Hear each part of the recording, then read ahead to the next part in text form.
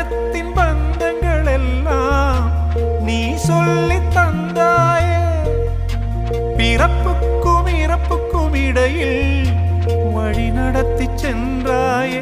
உனக்கே ஓர் தொட்டில் கட்டி நானே தாயாய் மாறிட வேண்டும். ஆராரிராரோ